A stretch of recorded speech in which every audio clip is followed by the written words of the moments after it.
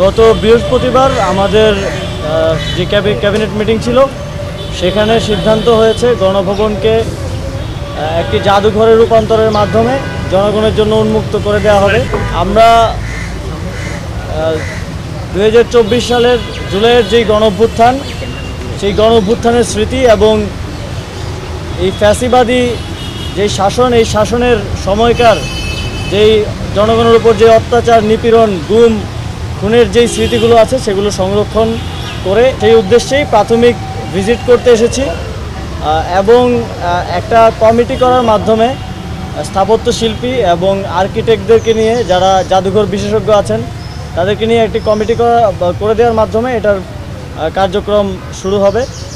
ক্যাবিনেটে সিদ্ধান্তটি হয়েছে যে এই যে গণভবন নামে এই যে বাসভবনটি, প্রধানমন্ত্রীর বাসভবনটি ছিল, সেটিকে জুলাই গণঅভ্যুত্থানের স্মৃতি জাদুঘরে রূপান্তর করা হবে। এবং যেহেতু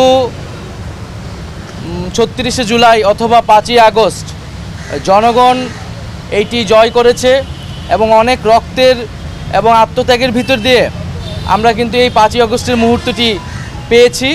ফলে সেটি জনগণের জন্য উন্মুক্ত করে দেওয়া এবং জনগণের বিজয়কে ধারণ করে রাখার উদ্দেশ্যেই এই গণভবনকে জাদুঘরে পরিণত করা হবে।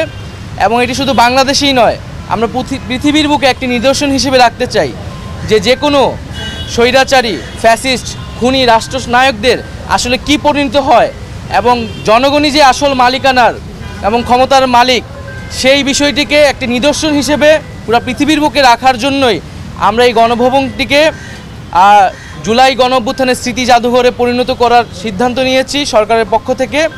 এবং সেই উদ্দেশ্যে আজকে আমাদের প্রাথমিক ভিজিট ছিল, যেখানে আমরা এখানে যারা দায়িত্বরত আছেন গণপূর্ত এবং স্থাপত্য বিভাগের দায়িত্বশীল, তাদের সাথে কথা বলেছি, তাদের থেকে আমরা প্রাথমিক পরামর্শ নিয়েছি এবং আমাদের আকাঙ্ক্ষাগুলো বলেছি যে আমরা কিভাবে দেখতে চাই।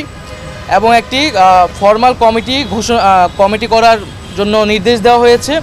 হয়তো আগামীকালের মধ্যেই কমিটিটি হয়ে যাবে এবং কমিটি হলে এটি হয়তো নেক্সট সপ্তাহ থেকে আমরা কাজ শুরু করব। এবং বলা হয়েছে যাতে দ্রুত সময়ের মধ্যে আমরা এটি উদ্বোধন করতে পারি, সেজন্য খুব দ্রুত গতিতে কাজ সম্পাদন করার জন্য।